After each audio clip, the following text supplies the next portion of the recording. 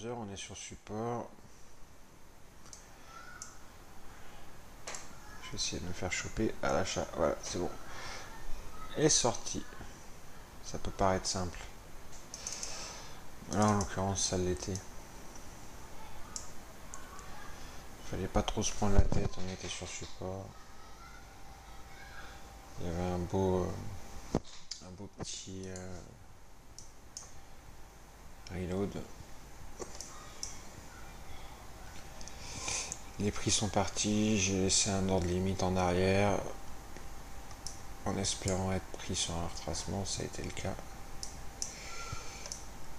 Voilà, c'est ça le petit reload quand on est arrivé sur support. Et ça frappe, ça frappe, ça frappe, ça frappe sur 70-50.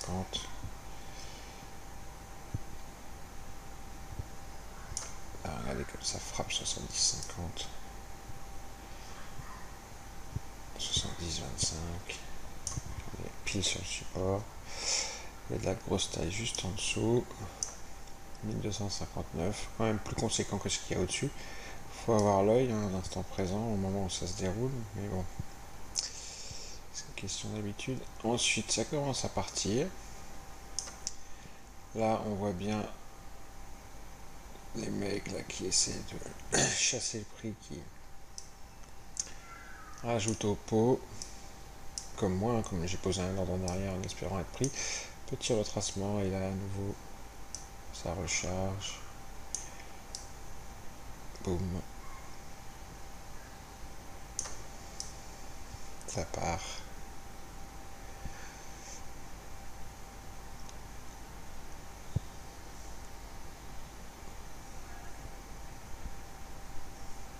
Ça frappe, ça frappe, ça frappe, mais ça recharge. Ça absorbe quoi. Ça part. Petit retracement, je suis exécuté ici. Sur le retracement, j'avais placé un ordre donc au niveau du support. Si je suis pas exécuté, bah tant pis. 4 titres de target, hein, faut pas aller chercher plus sur un setup de close. Et boum. Et là, il était parfait ce setup de close parce que on était sur un support au moment de l'heure fatidique. C'était vraiment c'était l'idéal. Pourquoi? Parce que il n'y a pas 36 questions à se poser. À 22 h, on l'achète. Si on voit que ça absorbe comme ça, là, on l'achète. Et si jamais ça se passe mal, le risque il est là, hein, juste en dessous. Si on casse le support, on casse le support. On a, allez, entre 2 et 4 titres de risque, maxi.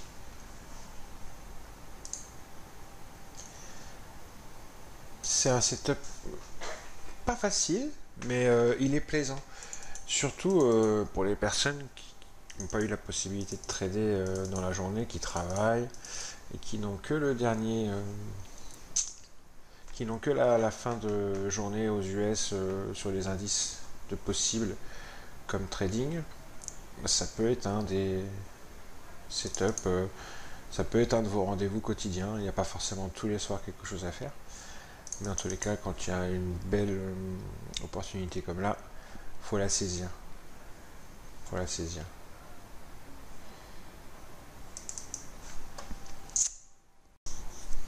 Sur un autre écran, j'avais le deuxième outil qui me sert à faire ce setup. Et on voit que on est effectivement sur un beau support. On le voit au niveau de l'action des prix, de toute façon. On voit cette première distribution aux alentours de 21 h ici.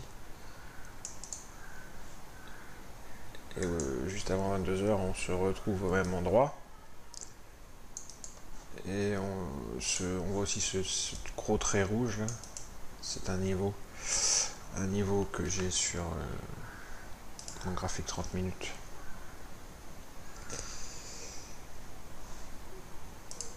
Et on peut constater également, et c'est très important quand on est sur le support, une série d'imbalances longues qui sont des signaux d'achat sur cette bougie là et sur cette bougie là, sur ces deux bougies.